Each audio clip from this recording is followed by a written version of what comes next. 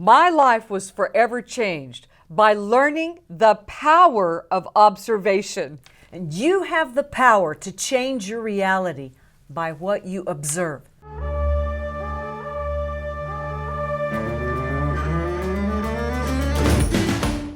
What I mean by that is this. The rabbis say, what you put your eye on is what you see.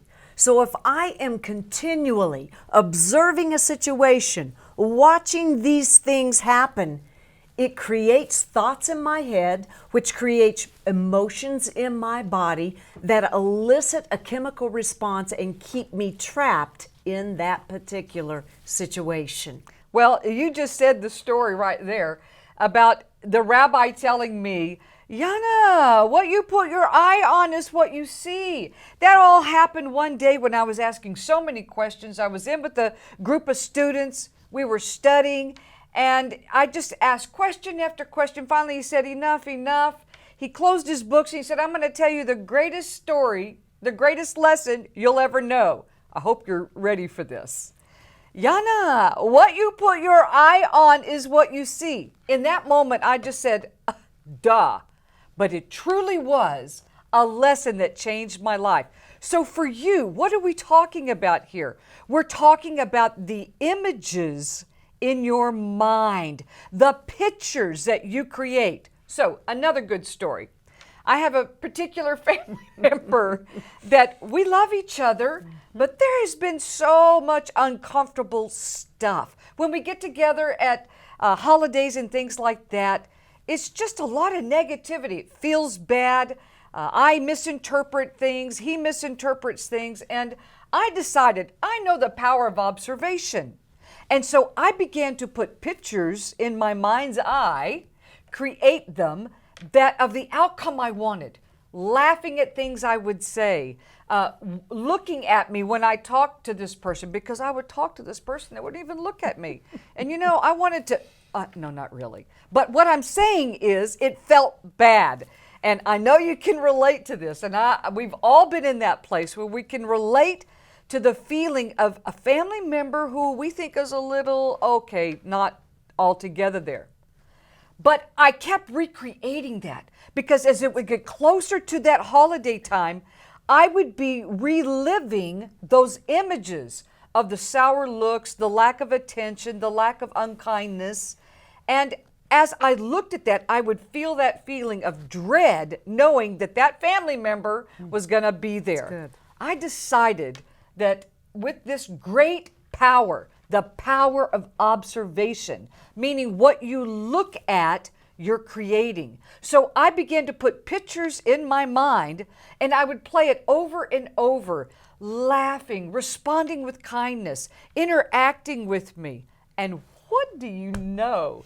It actually happened. That next holiday we got together, and it was like something brand new had been created, you know, because something new was created in me, a better feeling. So I wasn't dreading. I was actually looking forward to time with this person. I had a lot of peace in my heart because I spent so much time looking at observing the images, the pictures in my mind of the outcome I wanted. So in other words, you're saying that you took your eyes off of the present reality, what you could see, and you began to create something internally that was unseen. It had not happened yet, but as you were creating it internally, that manifested it externally. Is that what you're saying? That's exactly what I'm saying. You know, there's a great Hebrew word for this.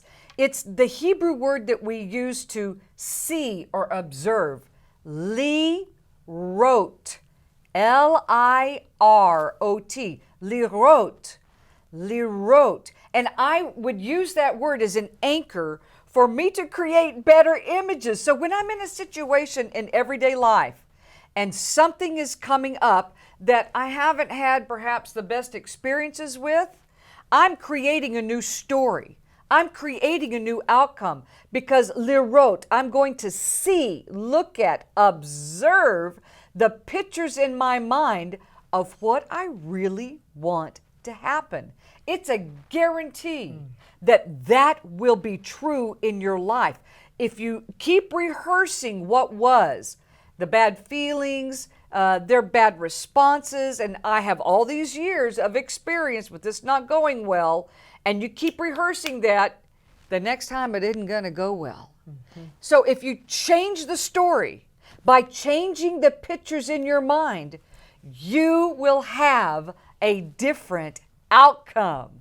I love what you're saying, because this is a skill that we can learn and begin to implement in our life. If you're a parent, you can begin to teach your children at such a young age to shift a situation without saying one word to another person that perhaps they're having a difficult interaction with. It could be a preventive skill as well to help that child or teenagers down the road do something different in their life than have a difficult interaction with people. Yeah, what that means is I don't have to have confrontations. Exactly. I can actually, and here's the bottom line, I'm not really changing them, I'm changing me. Because if it's true that I am the universe and Adonai created us to be the universe, I have the power to change me, which will affect them in positive ways. If I'm feeling better, if I'm feeling loved, if I'm feeling light about it or peace about it, I'm creating that by the pictures in my mind. They pick up on that, and guess what? There's this old ancient saying, whatsoever a person sows, that will they reap. In other words, that's kind of funny language, antiquated language, but it means this: whatever I'm thinking shows up in my world. Whatever I am feeling shows up in my world.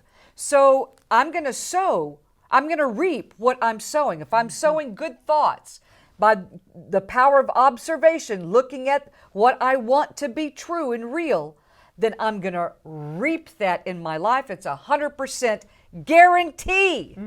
There's another ancient saying that goes along with that.